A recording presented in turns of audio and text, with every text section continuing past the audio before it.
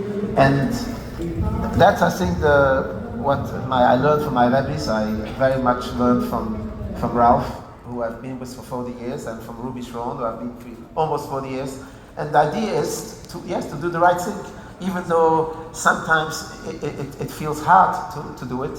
And also what I've learned is always keep the big picture in mind. You know, at this point, right, I think I'm right, he's wrong.